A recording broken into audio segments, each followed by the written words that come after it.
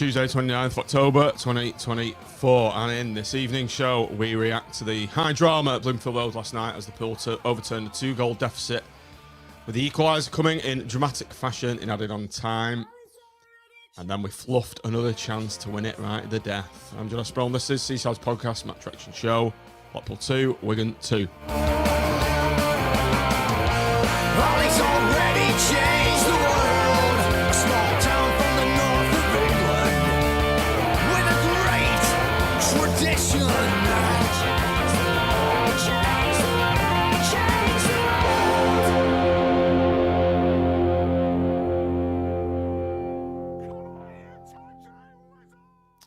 Good evening, everybody. Welcome back to Seaside's podcast on a Tuesday evening. First match reaction in a while, and the first time we've seen a very flustered, floppy-haired looking Tim Fielding. Is that... As Brad is bowing. Brad, Tom on mute before you come on. Tim, where have you been all my life? Well, I've been robbing people of their winter fuel payments and trying to work out wonderful ruses as to how to spank employees even more than they are already being spanked. But apart from that, everything's good, Tim. Congratulations are in order. Although he may not look like a grandfather, you are now a proud grandfather, Tim, aren't you? I am. We had a new edition 3 weeks ago today, so I went rushing down to the club shop to find something suitably tangerine that I could take up to the hospital with me. So yeah, it's been it's that's part of the reason why I've not done a couple of shows, because we've been doing things and whatever, and doing the family bit. So obviously I missed the what was said about Steve, but if anything, I can very poignant. From a grandfather myself, I can realise the devastation something like his news causes as well. So it's sort of, the happiness is tinged by it does actually resonate probably a little bit more than it might do with other people. Yeah. Welcome, Brad. Welcome, Tom. We've got sort of a national flavour this evening. Brad in the Black Country, Tom out in dirty Leeds. Welcome, gents. Thanks for coming on. No problem. Yeah, good to be here. Come back to the fold, gents. Get back to the beautiful Red Rose County.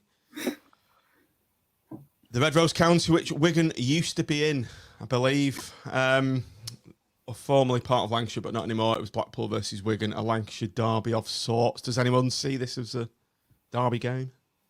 Yeah, a bit more than Fleetwood, anyway. Let's put it that way. I remember going to for those of a certain vintage, Wigan only came in the league in 1978. I remember them coming to Bloomfield Road. I don't know if it was the following year or 2 years. I think it was the following year. I think it was 1979. It was when I first started going. I think we played him in the FA Cup, and then we played him in the league, and they brought about 4,000 and sort of filled the away Cup and the East. It was they were quite well supported because they were on a real high for a few years. Because they had Larry Lloyd as manager, who used to be at Forest and Liverpool, and Eamon O'Keefe played for them. Did he really? I didn't know that. Yeah. Eamon was at Everton, and then he had, I don't know quite where the Greek bit came in, but there's that story if you read his book about him going to Greece, and I think it was not Greece, Saudi, wasn't it? Saudi he went. So I was mixing up with Derek Spencer. And then at some point, then he came back and he was at Wigan, and then he ended up at Port Vale, and then we signed him from Port Vale, if I remember rightly. So. We do seem to have played Wigan quite a lot over the recent sort of 20 years, don't we? Seems to be following each other. We ever went to Springfield Park, we always lost 3-0 or 4-1. We went there. They were like quite a bit of a bogey team for us, I think, for quite a long time. So I do, because I sort of grew up playing them a bit, and probably more than we did Preston at the time, because we tended to be in and around the same leagues. So I always, I do. Never much animosity between the two sets of fans, which is good. As we were leaving the stadium, both sets of fans were walking shoulder to shoulder after the game outside Bloomfield Road, outside the ground, so that's quite good to see. Although didn't really appreciate me whistling.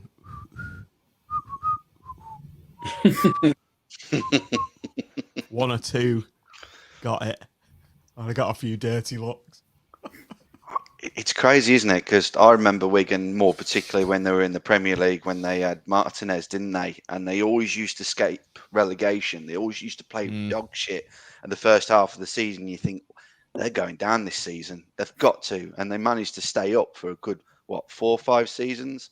And obviously, when we were in the Premier League, we were doing quite well. And obviously, we had that spell against Bolton, and it was the last game of the season. I remember that day really, really well. And Wigan just managed to scrape it, didn't they? And they got the win and got us down. Obviously, the rest is history, but like that was just a sucker punch for me.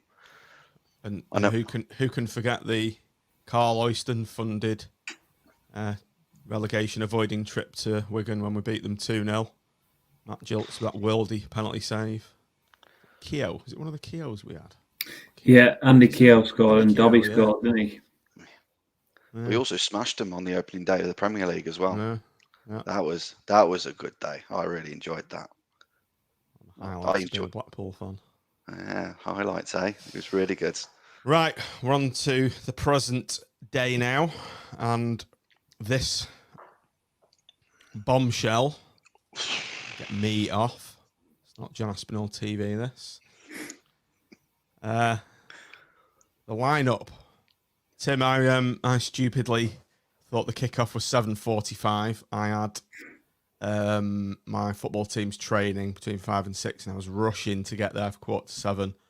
Just sort of made it about 15 minutes before. Didn't know the team lineup, and I couldn't believe it when I saw the team. O'Donnell, Pennington, Evans, Joseph, Carey, Fletcher, Embleton, Coulson, Casey, Afire, and Rapter. Wholesale changes from the Peterborough game. You can sort of see why he's made wholesale changes, but who expected this lineup? Not me, for sure. No, I don't think most people. I think most people wouldn't have thought that he would have actually gone as far as changing the keeper. I sort of expected some changes, but we didn't know that Morgan was ill, wasn't he? Which didn't help.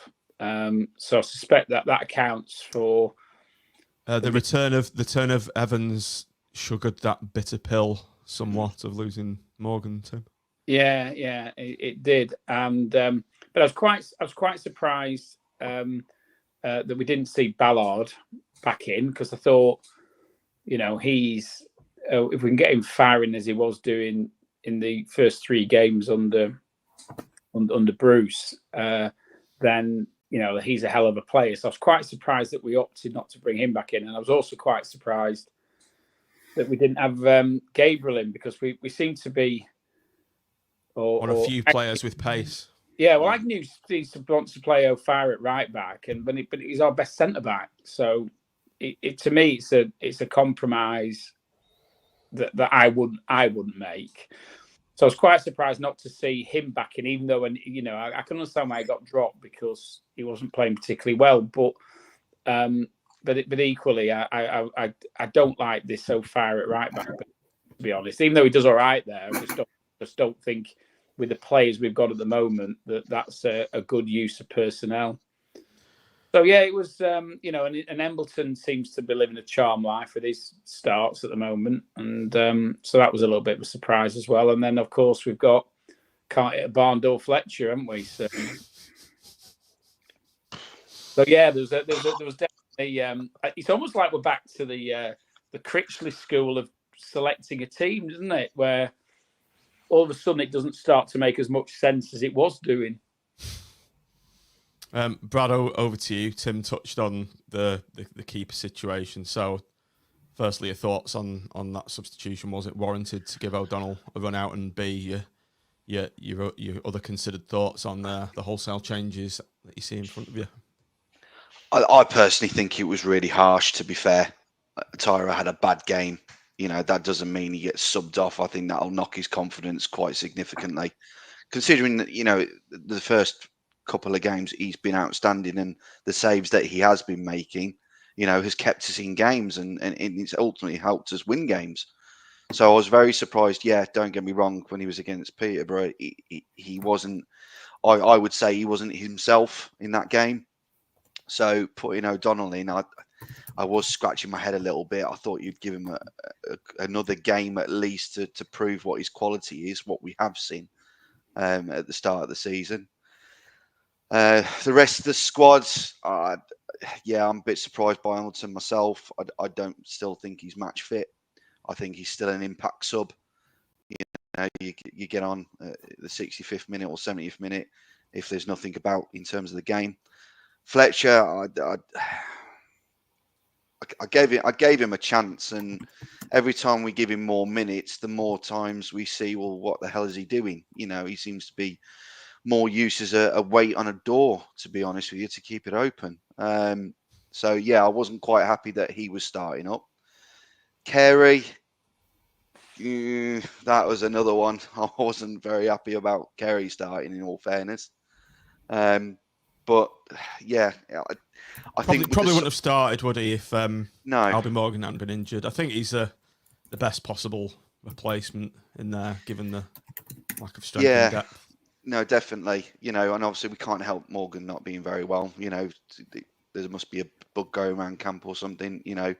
But yeah, the lineup in general, yeah, I wasn't feeling confident at all. I was a bit concerned about it. But yeah, no, it was good to see Evans back in the fold. We missed that midfield of passing because he seems to execute, the right passes at the right time for Joseph. And he solidifies the midfield for us, from what we had seen when Evans was in. So yeah, I was very concerned about it, but we'll talk more about it into the game and how the actual team played, to be fair. Tom, over to you. Just your final thoughts on this topic, rather. Pennington at right back, I did not like that as soon as I saw taking out one of our very few players with genuine pace. Gabriel was an odd move, to say the least. Yeah, I mean, we're going to come on to the game a little bit more, but just to reference that it didn't work, did it, the back four with that left winger, which is a good job. He was so poor with the ball. He was free every time, unmarked, absolutely, totally unmarked, whereas you've got Gabriel sat on the bench, fit and ready to go. It's frustrating to see why, square pegs and round holes get said a lot on this podcast, but rightly so in this instance. Putting a centre-half out there at right back, it totally didn't work, and we knew it wouldn't work. It's not worked in the last couple of games. And yeah, there's not much. If you look at that 11 there, there's not much quality in there, is there? The keeper is a lower League One player. The defence overall, I like Coulson. I like Afire. To be fair, the individual players aren't particularly bad, but as a collective, it's bang average. You look in the midfield, bang average again, and then up front, like we said, Fletcher needs one to go in off his arse or something, doesn't he, just to get that confidence. And Joseph has been on fire so far this season, but can't do it all on his own. So, yeah, it was a worrying starting 11, I'll say as much as that. Bisons has just said in the chat, Tyre isn't up to it. We definitely need a new keeper in January. I'd say I'm starting to feel a little bit like that. It's a little bit early to judge him. He's only young, isn't he? And he's only going to get better in his career. But I've seen a couple of alarming moments for him in the last couple of games, I'd say. So probably I felt it was warranted to take him out. I get, Brad, what you're saying with the confidence situation. But, yeah, maybe give him a break, throw him back in a couple of games when he's a bit more ready. Makes a bit more sense. So, yeah, after a 5-1, you've got to make some strong changes and change things around, haven't you, a little bit? So I could understand that one personally. Yeah. Okay, but you look Tim, at 4-4-2. Sorry, Brad, go on. Sorry, I was just going to say, you look at the 4-4-2. The back four didn't help Tyra. You look at it's like a hot knife through butter when it came to the defence. Tyra can only do so much, and obviously we knew that he was a young, inexperienced keeper when we signed him. So he was going to come with the territory with Tyra. So I will stick up for him for a little bit. Obviously, I won't excuse what his performance was against Peterborough, but yeah, I think the comment was a bit harsh, to be fair. Bisons, who wouldn't expect anything less. Right, let's start with the first half. Tim, I've had a quick scan of Mitch's blog for this. I've nicked a few bits from what he's written. First 20 minutes, he's put the game starts with poor quality from both sides, and he described it as attritional and quite shit. There's nothing like mixing things up with a quality adjective with attrition, and then chucking a shit in as well. Typical Mitch, that, which is, but yeah, it wasn't good, was it? I mean, it wasn't. It was hardly a great advert for League One football, and you must have wondered who other than Wigan and Blackpool fans would have been watching it. But it was.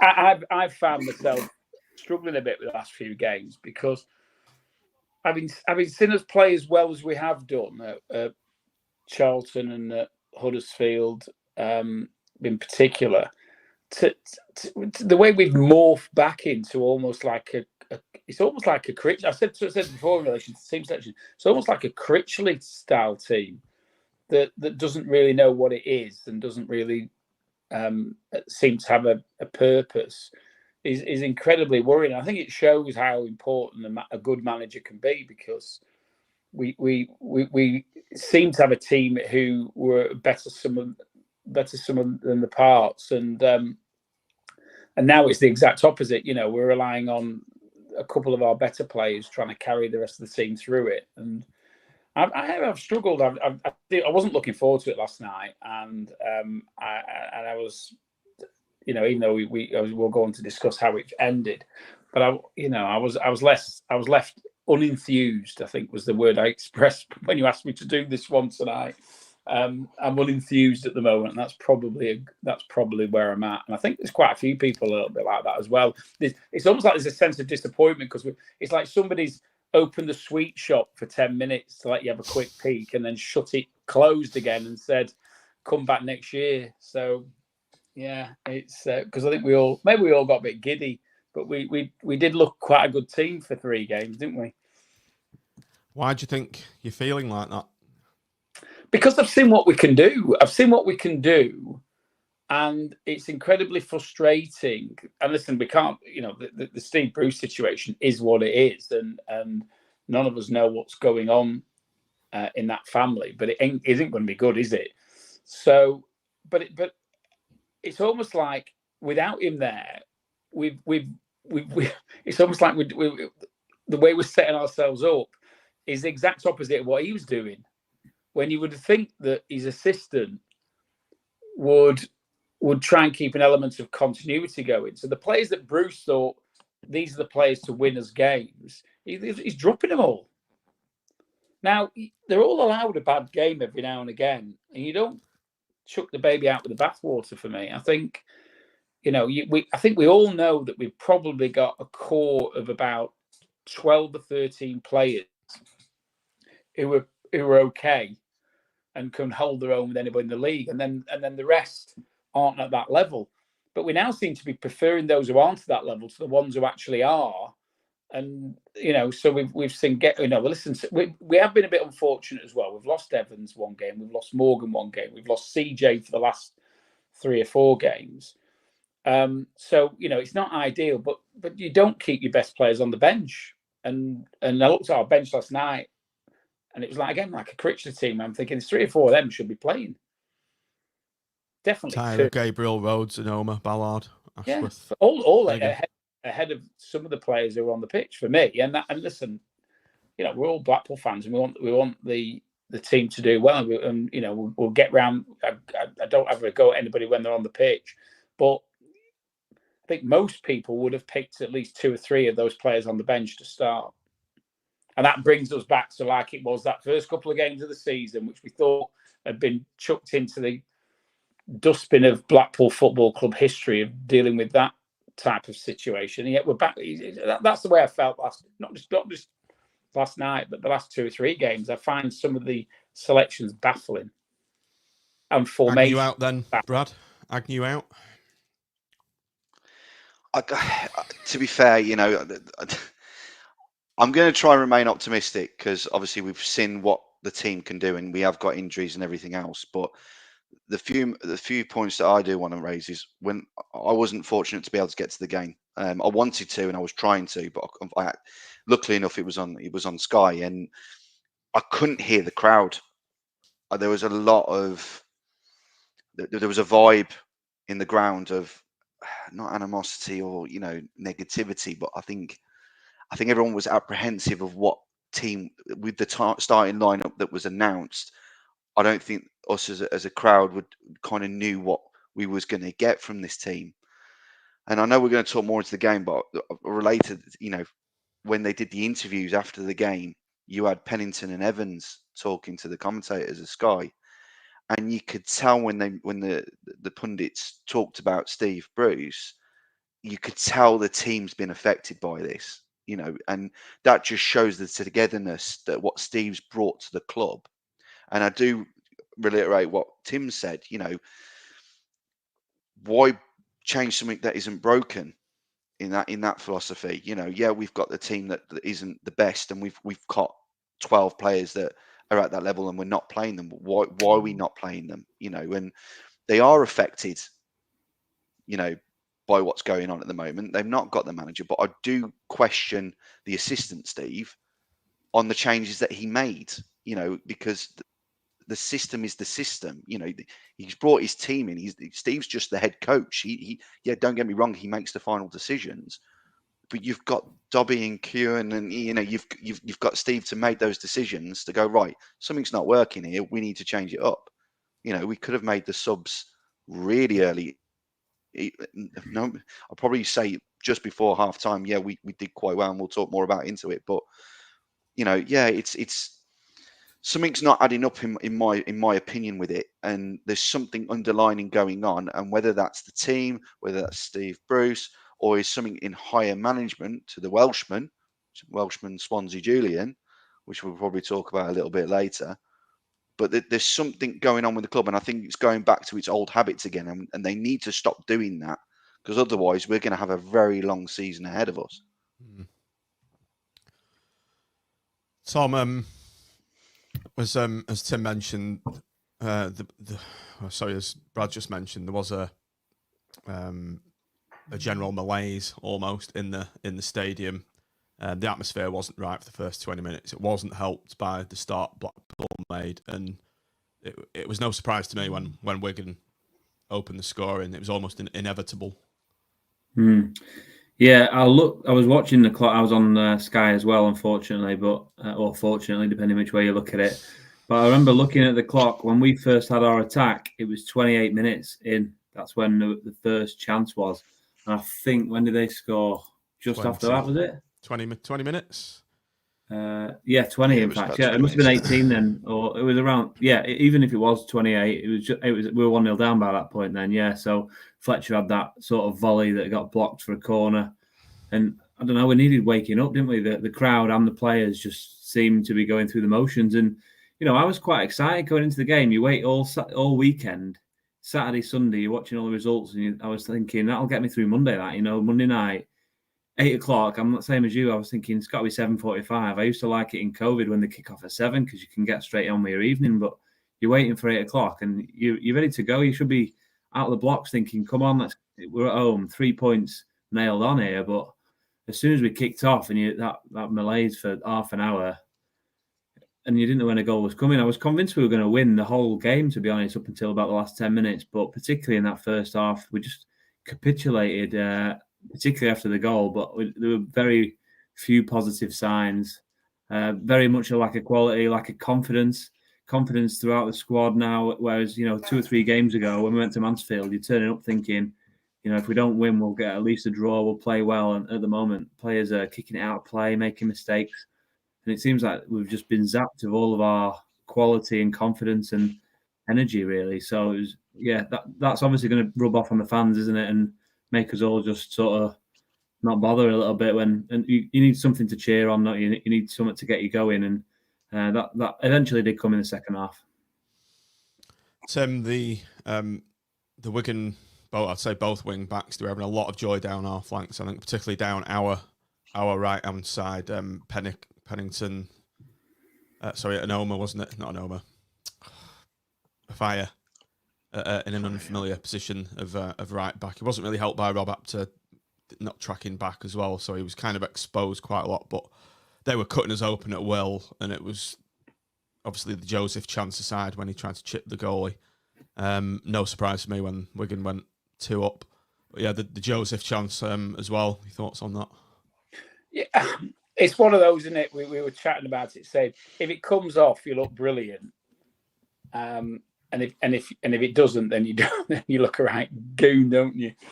Because and I have seen it back just before we came on tonight. Sort of just did the extended highlights, and I thought the keeper actually did quite well. He stayed up, and he made himself big. And when you saw the chance from behind the goal, I don't think Josie could see as much of the goal as I thought he could do at the time, if that makes sense. When I was watching it, and I was at the other end of the pitch, I thought, Jesus Christ, you really balls that up.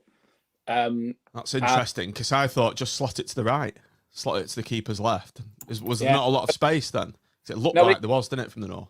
He's only got a split second as in. I thought the keeper made himself really big, stood up, didn't commit, and Joseph, he tried something, it didn't come off. He was, another 6 inches on that chip, and it would have been a goal.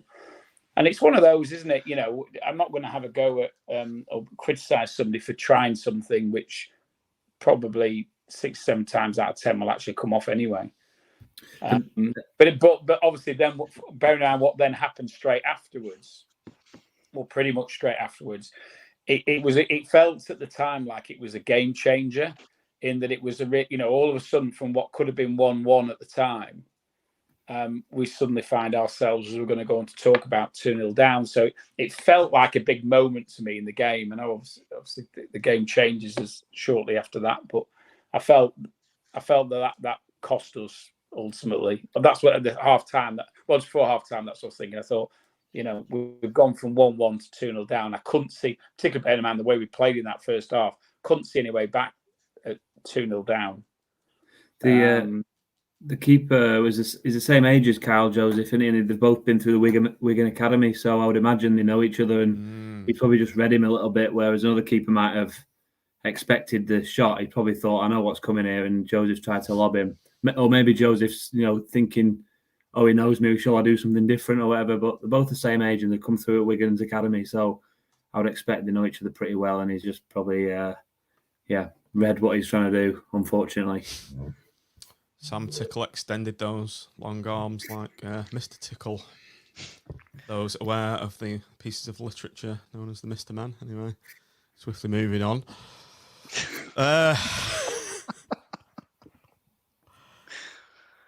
Rob Apter's almost popped one in. Stunger, half volley just wide. So it wasn't all Wigan in the first half. There was a calamitous moment that I noticed on Twitter, Embleton twatting the ball and it hit Fletcher over the head from a free. Ramsey will take the throw in. Fletcher is back chasing the ball. Didn't see that live, so I'm going to credit Alex Mason with that. I saw that on Twitter. Superb. I've retweeted it. Knock some sense into his head. Jesus Christ. Imagine if he'd have twatted that ball on his head and then he all of a sudden became this 35 goal season striker. Oh, Jesus. That would have been nice, wasn't it? Instead, he does a bloody monkey overhead bicycle kick and it bloody went to the roof line. Christ. I think that kind of summed up the first half for me. Brad, Wigan's second goal. Talk us through it. It was one of those, wasn't it? I felt it was against the run of play, in my personal opinion.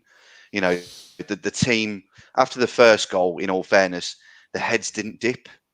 In particular, they kept going and we had chances. So they were trying to get themselves back into the game. But the second goal, that was just sheer disappointment. That was, in all fairness.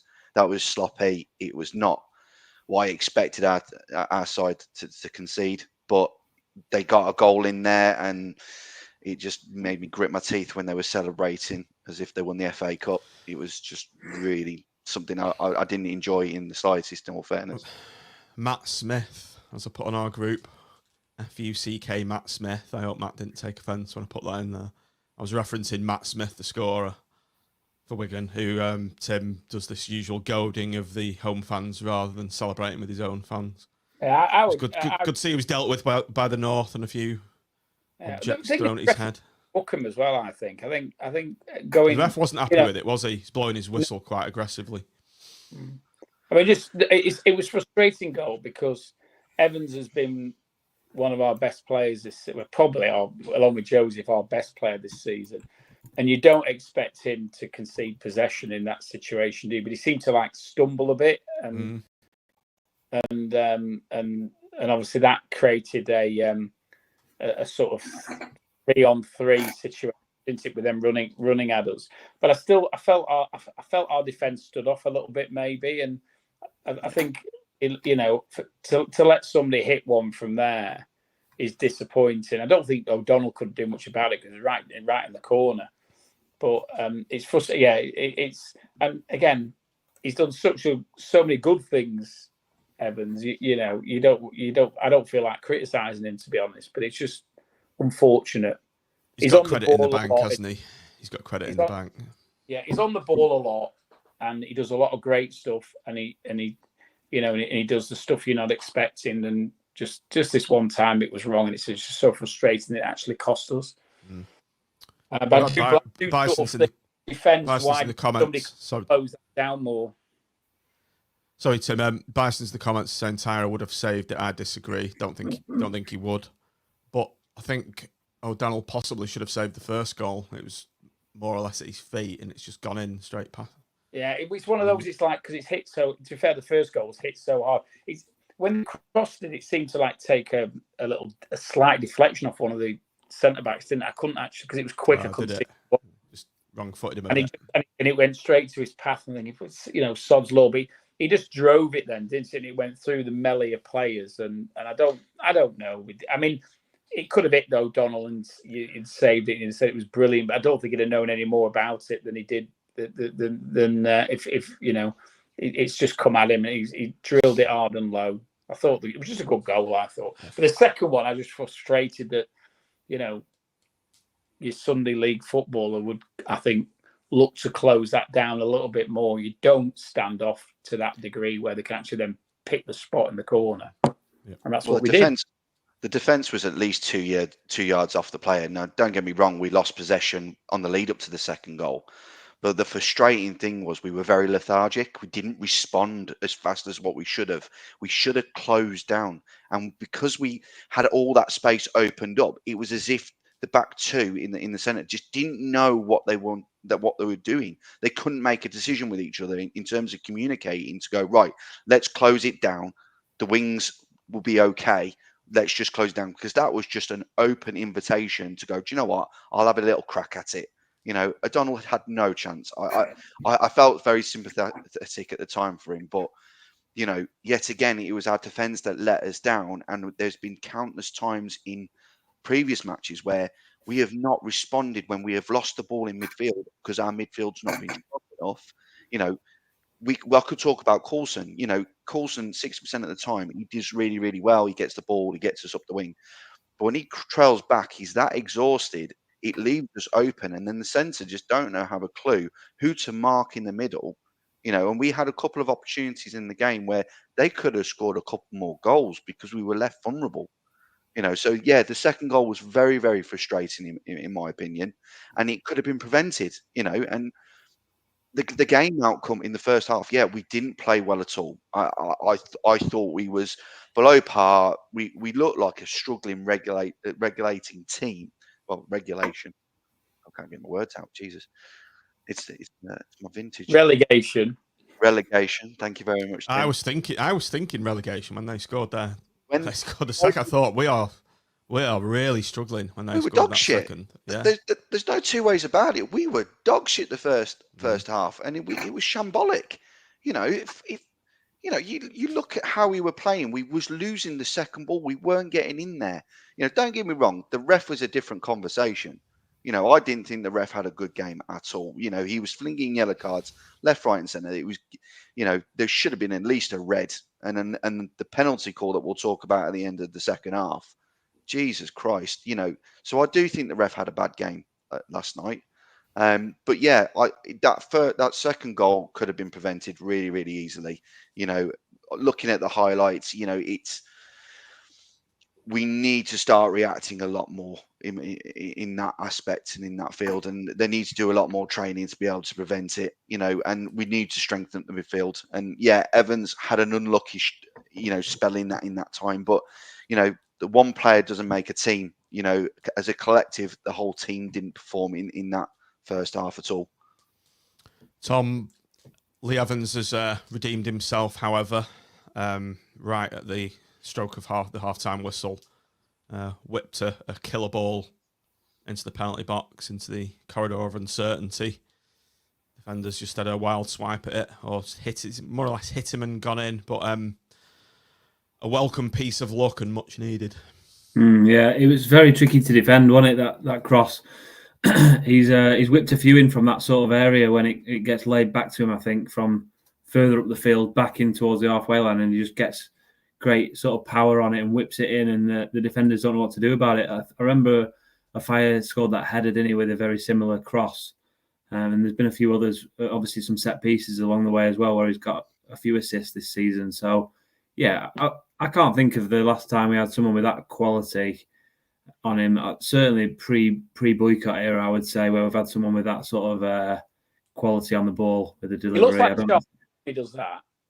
When he sort of plays it out to him and he curls it straight in. It just reminded me the way that Charlie used to do it sometimes. So. Yeah, low and hard, isn't it? A lot of crosses sort of looped in the air, whereas he keeps it quite low on the ground and he just gets some real power on it. And it's, I mean, both of the goals last night were own goals, weren't they? Where we forced it with a bit of pressure. So that first one was really satisfying. Not an own goal where you feel fortunate. It was an own goal where they had to try and do something, and it's fortunately gone inside the post rather than outside it. But I think we created that misfortune from their side with some real quality. And from that point, I was thinking we were going to go on and win the game.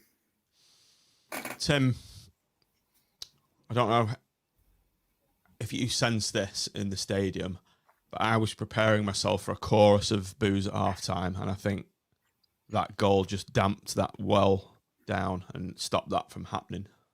Yeah, definitely. I mean, there was a bit where there was some boos, if you remember, when O'Donnell had the ball and nobody seemed to want it, and everybody was sort of had the back to him, and so he ended up having to boot it down the pitch, and the crowd didn't react very well to that because it was almost like we'd given up and didn't want to play football anymore. So I think I would have. I think that would have happened, and it most certainly took the huge sting out of that, because all of a sudden, as Tom says, we feel like we've got a chance, because Wigan weren't good. I mean, just before they scored the first one, I was saying to Sean, who I go with, we're bad, but at least Wigan aren't very good. Wigan aren't much better. And they were better than us, but they weren't great. They're not had a great start to the season themselves. They're struggling. And I think they'd only, scored, 5 goals or so. I think somebody was saying they'd only got, 5. I can't remember 5 goals or 5 scorers, but they're not playing well. And, the Wigan fans were singing, how shit must you be? We're winning away. So, which we've sung a few times ourselves. And so, I think I could see us going on to win the game. We're attacking the north. We've dragged ourselves back into the game. And for me, what I was arguably looking for was some brave managerial decisions to try and influence the trajectory of the game in the second half. Brad, how do you think we did in the second half? I'll just look at Mitch's article. He's put defensive struggles, lack of possession, team struggling to keep the ball, a lot of long balls, and he seemed to think that Steve Agnew's just instructed the team to go long. And there's the Fletcher overhead kick that you mentioned. Not much going on in the second half, really. excite. Yeah, it wasn't very exciting, was it? It makes you wonder if you was a fly on the wall in the team talk, what they were doing. Were they having a cup of tea or something? Just talking about what they were doing at training, the day before. I don't know what they were doing, to be fair. I think that there should have been subs at halftime. I don't think the system was working.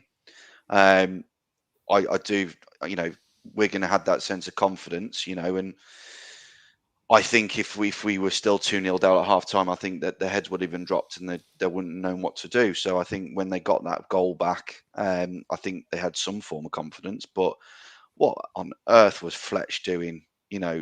When he was in midfield, he didn't seem like he had an answer for anything. He had the ball, he shot it straight back out to somebody else, and then he kept making mistakes. And it was quite frustrating to watch. And obviously, he had chances as well, and it seems to be repeat of itself where he's not executing the chances. You look at how he did that overhead bicycle kick, and I'm thinking, what are you thinking? Like, you've got the height on your side. There's no problem in trying to control the ball with your chest and then try and get it to your feet to try and get a goal.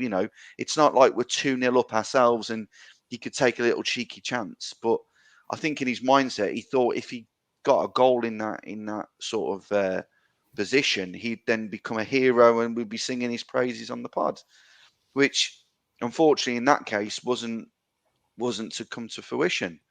And we just didn't have any answers, and it was a real shame, and I think Steve just didn't have an answer on how to try and change the play up. Wigan was winning the balls back, midfield was struggling to hold that possession that we needed to be able to get more structure into the game. And that one of my biggest pet hates that I have, and I've probably mentioned this on the pod before, is when they're going forward with the ball and they can't find an answer to get into the final third, they'll pass it back and they'll pass it back to O'Donnell. And it's so frustrating because it's giving Wigan that structure back again to go, right, okay, well, we'll do the high press and we'll try and suppress them. And Coulson struggled, and Rapter struggled as well, because when Rapter tried to make something out of the game in the second half to try and bring something into the game, he kept losing the ball. He couldn't beat a man all night. Ironically, the only time he beat his man was when we scored. We got bullied. Goal. Yeah, he didn't have his best game at all, did he? Couldn't beat a man to save in his the life. final 15. Yeah, in the final 15 minutes beforehand, we were just bullied. We kept getting pushed over, shoved. All the tackles that Wigan were making. And bearing in mind, Wigan are the second youngest team in League One at the moment. They don't have the experience in the squad, and I think that does contribute how bad of a team that they are. They lost 3 on the bounce before they got the draw with us. So they wasn't particularly playing very well. They're low with confidence. They haven't got a head coach, and no disrespect to the head coach. Is it O'Malley? Maloney. He was a player. Yeah, he was a. He was a player for Wigan, and he used to wind us up when he played against us. So yeah, it was incredibly Second frustrating. lowest scoring in the team as league. Yeah. Tim, Brad's mentioned there, Ash Fletcher, when he got subbed, picked up a bit of an injury, and quite a few people were. I don't know if you picked this up, but when he got subbed, he got a sort of a rousing round of applause. But I think it was a bit of a mixture of applause from people that were glad he was going off. I don't know if you picked up on that. Well, I mean, to be fair, it done quite well in the in the move, the way he got injured, and I think he was clattered quite badly by the keeper. And but I think a lot of people around me in the north thinking that will force a change, and you do wonder if it hadn't happened, would the change have come as quickly as it actually did? I mean, when I say quickly, I think it was around. I haven't got the time, but my guess 67. Well, I was about to say 67. It's a vintage year, by the way, 1967. If you didn't know, it's year of my birth. So, but no, I was thinking 67. I sort of had that in mind when it should have been. These subs should have been 10 minutes earlier, shouldn't they? And I don't think it was definitely the injury that prompted it. So and then I thought and I want to. There's a caveat to this. I then thought that it was the wrong sub, because obviously I thought Ballard would come on, and I thought that. How wrong you were, but everyone else was saying the same thing around us. Yeah, but and I said the caveat is I thought that Rose did superb when he came on. He seemed to give us a lift, and he was putting himself on the line, which was good to see. I mean, that first chance that I think just after he'd come on, where Joseph was on the right and managed to get a cross in, and he literally threw himself at the ball and was quite unlucky not to score, really. Sort of set the tone, I think, for the next sort of 10 or 15 minutes. And every credit to him, because he hasn't looked like scoring this season. But he put his body on the line probably 3 or 4 times, and arguably should have had. We're going off skipping ahead now, but arguably should have got a penalty right at the end. So. And so I was actually pleasantly surprised with how his contribution. Tom, just on the subject of substitutions, just before that, on 58 minutes, Wigan made 2 quite frankly bizarre substitution, a double substitution. I thought, taking their 2 attacking wing backs off Francois and Ockelby, something, whatever his name was.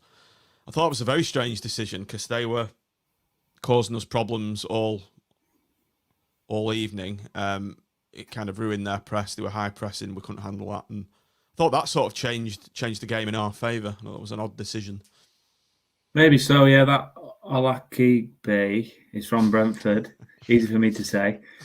He had a lot of space down the left, didn't he, all game, and he didn't create anything at all. I wasn't worried when he had the ball, and we weren't even marking him at one point. It's like when you're just, when you're playing 5-a-side and you just go, let him have space, and we'll double up on the key man or something like that. Just let him, and he'll, that the lad at 5-a-side will like hoof it over the net into the car park, and it was a little bit of that sort of treatment from us. I thought he was never going to sort of create anything, so I was actually a little bit disappointed to see him go off. And then the other Francois looked a little bit more decent, maybe a little more dangerous. So I'm not close enough to know why they took him off, but they didn't have much danger, did they? They didn't have much threat all night. I was convinced we were going to keep a clean sheet, and then obviously both goals are probably defensive fault from our side, and not in giving them too much space and letting them come on to us a bit more than we would have liked. So yeah, like you say, John, the game did probably change when they made those subs. So you're probably right in hindsight that the game turned in our favour, and maybe they were. I don't know if they were looking to shore it up with those subs or get fresh legs on, but we really started to go at them towards the end, which was going to be natural with us being the home side and struggling. We're behind in the game. So, we started to press them a little bit more. And like I said before, I was convinced that as soon as we got a second one, if it was on 70, 75 minutes, we'd go on and win the game. But unfortunately, nearly happened. We probably could have had a penalty. And how the hell, who is it that blazed it over the bar with that chance? I know we should have had a pen. Anoma. Yeah. I was not in the target there. Like, there's 2 players gone for it, Joseph and somebody else. Both gone for the same ball, and then he's blasted it over the north from about 10 yards out. And I just thought, I was just waiting for the net to bulge, so we could have even have still won it, and we'd only equalised in 92 minutes. So very disappointing. But I suppose you have to take the draw, don't you, from where we were. The one interesting thing, though, and Tim quite rightly put it, and it was something I was about to say, when we made the subs, because obviously we had to force to get Fletcher off, Rapter started having a lot more breathing space. He didn't have as many players onto him than he did in the first half and the first part of the second half. And that caused Rapter to be able to come up the wing to actually cross the ball as well. And he also freed up Joseph. And we started becoming a lot more of a threat. And when they made their subs, it was a perfect concoction for us to just bombard them for the last 15 minutes. If we, like Tom said, if we got that goal in the 75th minute, I agree. I reckon we would have carried on, because we would have had the confidence to try and go, do you know what, we could nick it here. And Evans' free kick, when the referee awarded a free kick and Evans was going to take it, I really did fancy our chances, thinking, could this be a Charlie Adam? Curl it in the top right-hand corner. Like, I was really fancying it. And that was in the later half. Although, wasn't it? Rose Ed. It was a Rose Edder. That was really bad, but I've had good vibes about it. And the one thing I will give credit was obviously in the North Stand, the North Stand was being loud and they were supporting the team. And that was right, that the extra 12 man just to get the team going again. I think if we had another 10, 15 minutes, we would have won that game quite easily.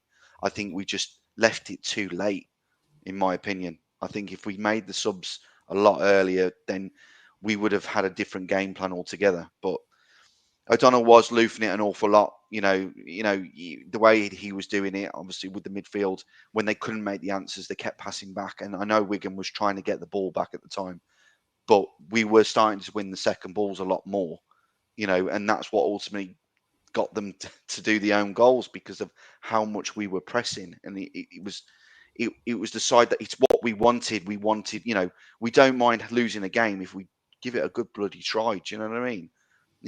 They acted as though we had nothing to lose, and they went for it. Tim, it was good to see an ex-Blackpool player concede that 92nd minute own goal, and an ex-protest player / scab, Will Amerson, fall in a heap with his head in his hands in front of the North Stand. Took the Oyston coin. Get your payback. Agent Amerson.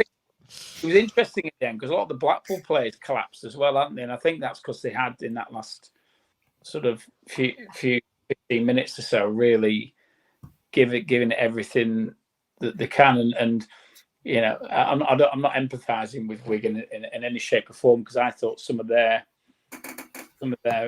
approach to the game left a lot to be desired. There was a lot of gamesmanship going on, which the referee, we spoke about the referee before, which I think the referee fell for. There was a blatant dive on the right-hand side in the second half by the black lad, I can't remember his name, that was he's just cheating, and a few instances of pretty hefty pullbacks that the referee didn't card. So, you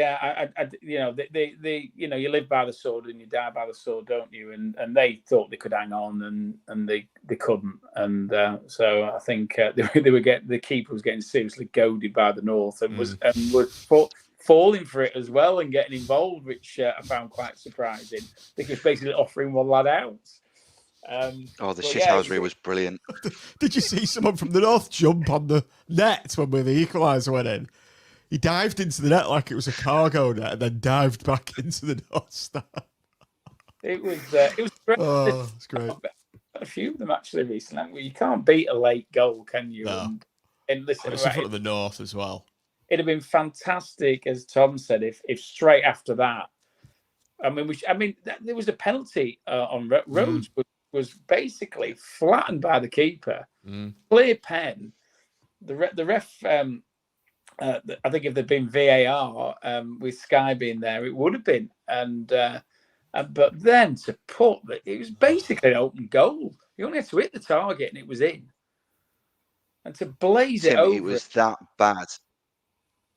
I've not seen it back yet. I've not seen it back yet. They replayed it 2 or 3 times on Sky. They replayed it, and it looked like a karate match.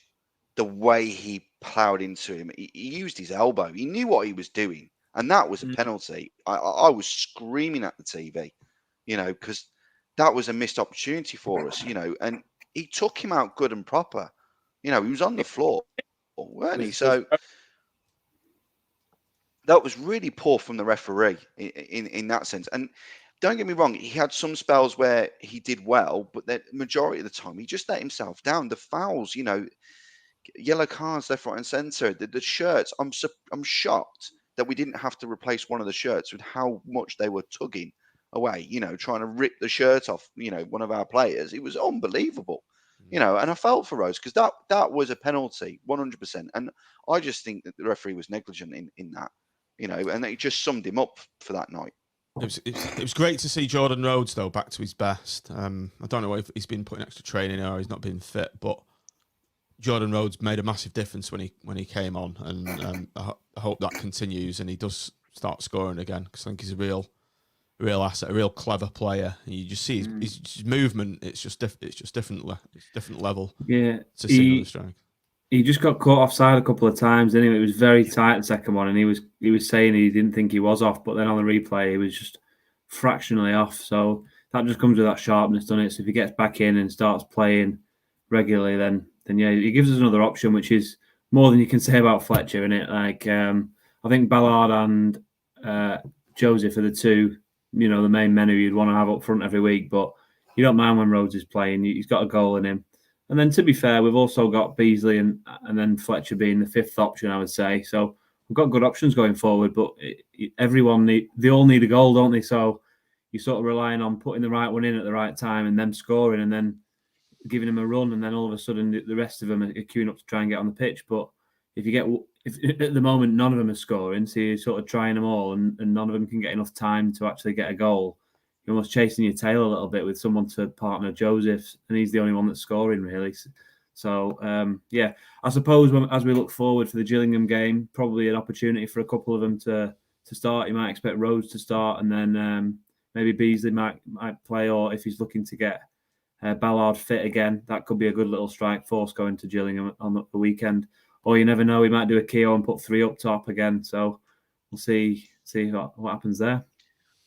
They need to put Rhodes giving Omer a bit of a run out, and Omer and Embleton as well. At least it was good to see Embleton get 80 odd minutes, wasn't it? Right, let's move on to player ratings. We've not done this for ages, and as we do have Mr. Fielding on, the man, the inventor of the Fielding player rating system, he can kick off proceedings with O'Donnell in net. I thought he did. He didn't have a lot of saves to make, did he? But he's a big lad, and he comes and collects the ball.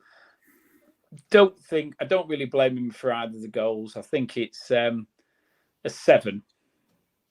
I think that's a fair score. Matt Pannington, Brad, back in the side. How did he do? He had some moments where he did well, and some moments he didn't do very well. Exposed for the first goal, was it? Yeah, he let us down in the first goal. But yeah, I would give him a 6-. That's fair. Okay, this is obviously out of order. So, Ollie, Casey, Tom. Tricky one. He didn't get a lot wrong. He obviously had to take that booking, didn't he, when he missed?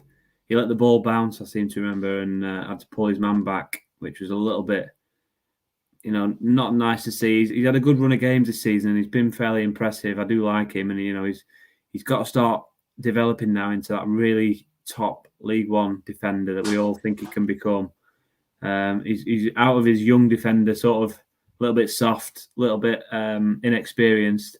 He's starting to get into that. He's in his third full season, I think, with us now of actually playing games. So I want to see more from him. In terms of the game, I'd have to probably say a 6+, if I'm being kind.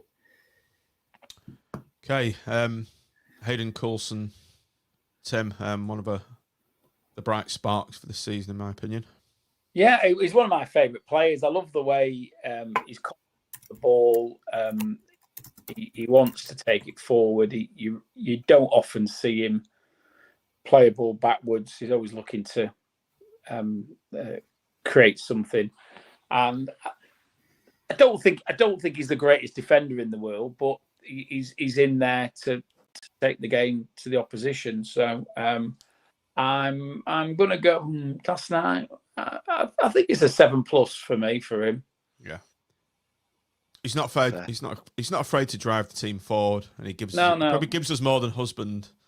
Not that I'm hating on Jimmy, but I just think he's got a bit more of an attacking sense than Jimmy Husband. Brad, let's go. Let's go from left to right then across the midfield. Elliot Embleton coming for quite a bit of stick recently. I think he grew into the game and did okay in the second half, by a bit average in the first. He's not a starting player, in my opinion. He's still not fit. He made plenty of mistakes last night. I think that he needs a bit more time to get himself match fit, and I know he needs the minutes to be able to do that. I think that he needs to be in the later stages of the game to be able to see out a game at the moment. I don't think he's got any answers just at the moment. So on the basis of that, I'm going to be pretty harsh with him, to be fair, and I'm going to go with a 5+. I was not impressed with him last night. You missed 5+. O'Fire, by the way. What? You missed O'Fire out. Sorry, I did, Tim. Right, yeah, you do O'Fire. I mean, he's our most competent, for me, our most competent defender. I don't like, I want to see him really probably, being in the centre all the time rather than being forced out wide on occasions. But I thought he did. I don't think he was spectacular, but I thought he did enough. So he's a 7. Particularly considering he's out of position as well. I thought he did pretty well. Yeah. But why is for another person to answer. Yeah. Are we on now, Brad? That's thrown. No, I think it's Tom's turn Tom, now. isn't it? You're Yeah. on. Tom Sonny Carey back in the midfield. How did he do? He's the same. I feel like I'm repeating myself from Ollie Casey. Really, he's in what now? His 3rd or 4th season with us. He's not young anymore. He's coming up to that 23, 24 mark where you really want to start to see him come and set this division alight. He's probably not playing as advanced as he might want to. He's a bit deeper, maybe in a 2, which I think he prefers to be in a 3 and having a little bit more creative freedom. But he's fairly tidy on the ball. He's not horrendous, but he's not really great with set pieces. He's not got many goals in him. I'm wondering sort of what he's all about at the moment, and we do feel weaker with him in there, unfortunately. So, not impressed with him this season. Talk across you, Tom, but actually, the game, I don't think I ever saw him. I mean, you put me on TV, you'll see him, and I'm behind the goal, so But I, if you told me that he didn't play in that game, I'd have believed you. Yeah, Timmy makes too many mistakes. He makes too many mistakes at crucial moments in the game, and that's what's letting him down at the moment. Yeah, agree with it all. I'm going to go for a 5-.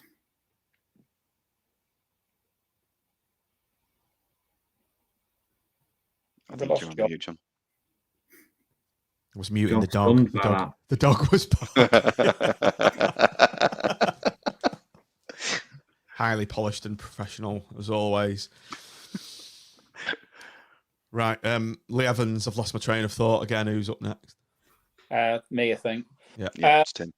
It wasn't his best game, was it? I think probably three or four. There were 3 or 4 situations where he gave the ball away quite poorly, most noticeably for the second goal.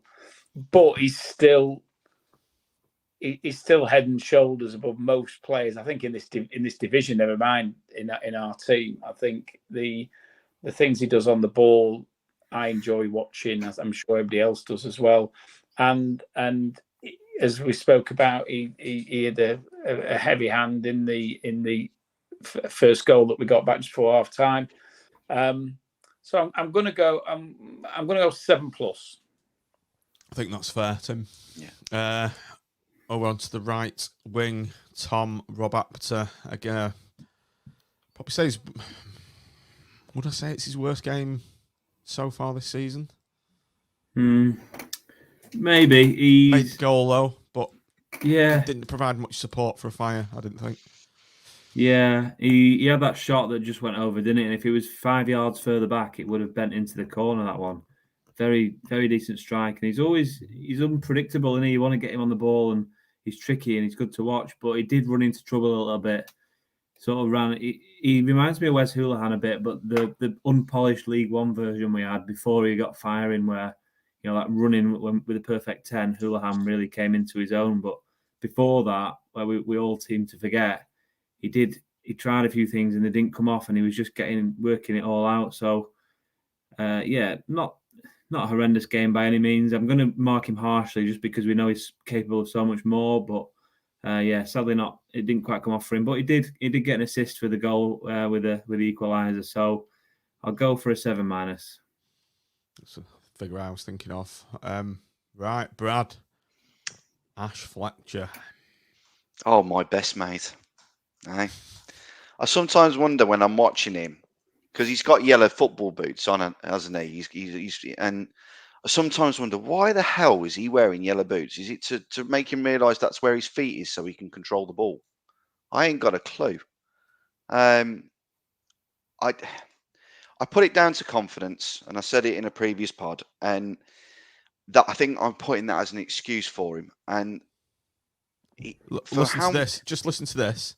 Aerial duels 1, none. 0 out of 8 aerial duels. In other words, John, can you he's believe shit. that? Can you believe that?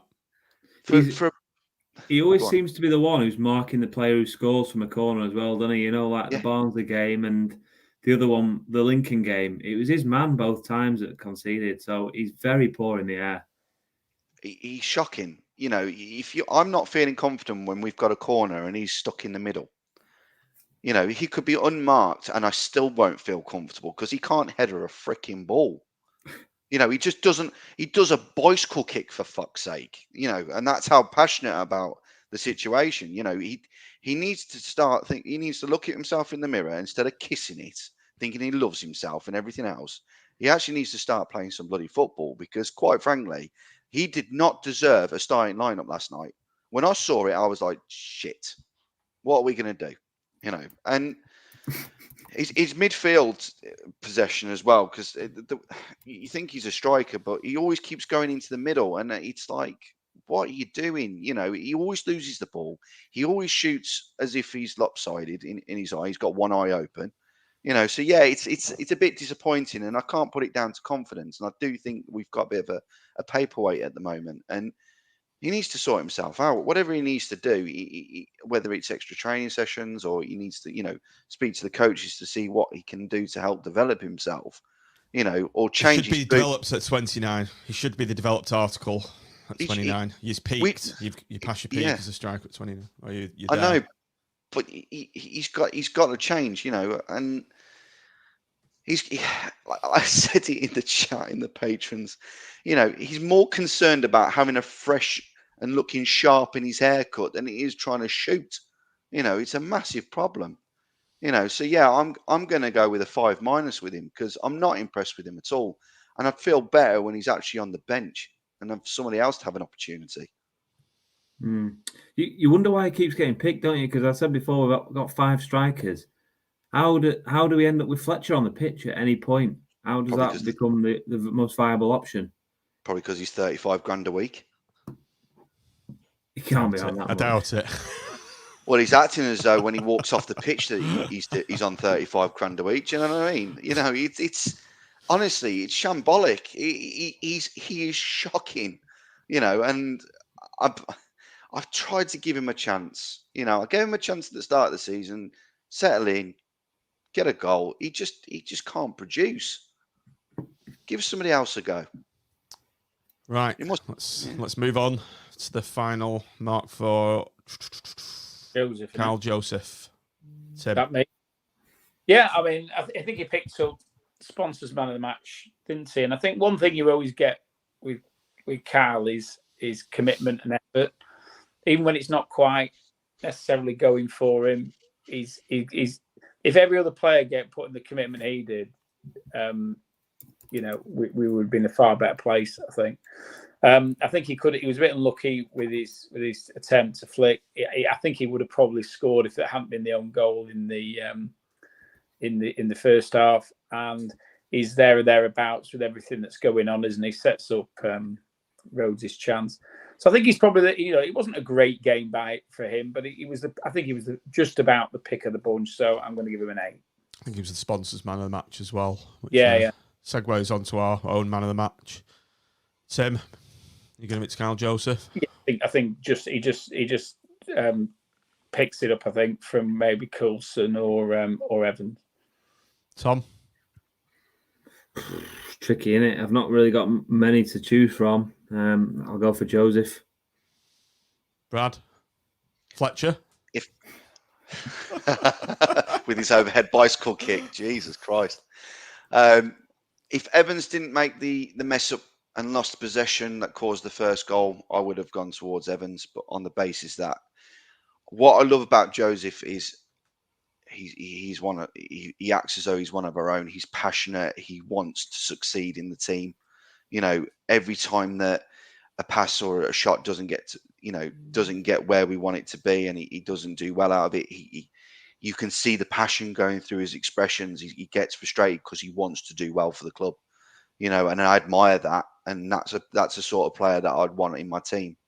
So I do feel as that he deserves man of the match, definitely. Steve Agnew, manager rating, Tim. I think he made about 3 selection errors in the starting team. I don't think he brought on the subs at the time he should have done. I think we should have been looking to seize the initiative and try and win the game. I don't think he'd have made him as quick as I said before, I don't think he made him as quick as he did, but for injuries. 4. Tom. Yeah, we looked like a team with no manager, didn't we, last night? When when you're in between managers, you just sack someone and you're waiting for the next one to come in. That was the feel of last night. So, unfortunately, he's not properly managing the team and keeping it warm while Steve's obviously away. So, yeah, 4-. Brad. I've got some form of sympathy for him. In terms of he's been chucked in the deep end. Given the situation that's arisen. I think for myself, he's not following the same strategy as what the winning formula, should I say, to get where we need to be. Tim's quite rightly put it. The selection was poor. He must have been having something, because he must have been hallucinating when he did that starting lineup. And the subs were a massive problem. And I think he could effectively done that a lot better. So I am going to be going 4- as well. I think that's fair. Just this little insight on the fact that Blackpool and Wigan have not drawn any of their last 19 matches. So at least Steve Agnew's killed that record yesterday. Look at some positives. We've only scored 6 goals in our last 5 games. We've now not won in 3 games. Is it 4 games? 5 games. 5 games, yeah. 5 games. 1 point out of 15. Not good, is it? Mm. Do we not remember the game when we was... Sorry, Tim. What are you saying? 2 points out of 15, I think we've got, haven't we? Yeah, two draws. Right, Gillingham next up. Anyone mad enough to be going? Could there have been a worse draw? No. I mean, I think you touched on this last pod, so don't, Sven. But Jesus Christ, so uninspiring, isn't it? You get a non-league team, at least you might go to a new ground, or they come here and with the people, the fans are really up for the day, and it can be quite a special day, can't it? It's got no redeeming features whatsoever. It's a town in England, so we're up there with the worst towns in England, most certainly. It's 280 miles away, a dog to get to. I don't know. Would your EV get there on one full charge, Tim? No, I don't think so. No, it's not worth going then. It's not worth going. It's not even crossed my mind to go. I went there in the early... I hope you're not a Tesla. At one time, too many. He's not a Tesla. I hope you're not a Tesla, Tim. He's Tim, not a Tesla. Tesla? He must be the Porsche Taycan. Well, there you go. With a certain vintage. Well, I'm not going to lie. I went to London. We don't want to get Tim. Oh, yeah, we don't want to definitely. get Tim going on about EVs. So we've sent the audience to sleep on numerous occasions during this show. I don't want to exaggerate that even more, so we'll call it a day there. Yeah, I was just going to quickly say, I think that if we're looking at positives for the future, let's all have something positive to look forward to. So the next 2 games aren't in the league, are they? So if Steve Bruce needs a little bit more time out, we've got Gillingham in the cup, and then we've got Liverpool in the other cup, haven't we? I think so. We've got a little bit more time now. So hopefully, and obviously we're not going to rush him back, but hopefully Bruce will be back for the next league game, which is Leyton Orient away, and then the next 2 are Leyton Orient and Northampton. 2 teams in and around us at the bottom of the table. So we've got a good opportunity there to keep our season alive, because, if we lose the next couple, it's done, isn't it? Before before we even get started. So we need to turn it round. So let's get the players fit that we need to get fit. Stumble upon a formation that works and the players that work, like we did with Bruce when he first came in. Let's get going. Let's get some momentum and hopefully win the next couple of games, or at least take 4 points, and then we're away. And we've just got to stay in and around this playoffs before Christmas, haven't we? And get strengthened in January. So the season's not done yet. We're still alive. In the next few games, we need some inspirational talk in the dressing room. Have you got a few weeks to spare? But I think Raggy's available for that, and that's worked in the past. So send him back in there. That worked well last time, didn't it? Yeah. Few jobs were sacrificed in the making of that. They were.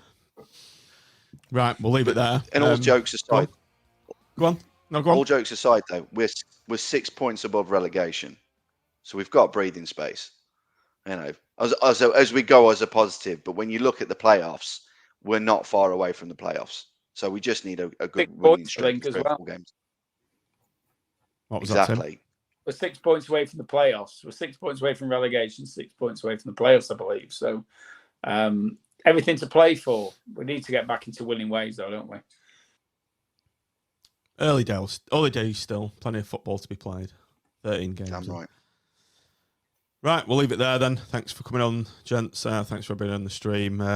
If you are watching this on YouTube, do like and subscribe to the channel if you haven't already. If you're listening on a podcast app, afterwards, give us a like and 5-star rating. All right, said thanks for watching, thanks for downloading, and up the pool.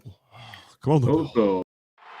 He's been involved in 2. Can he make 3? Not on this occasion. Well taken by Walsh. Davis is on the far side. Ainsko coming square. That's the ball. That's a good try!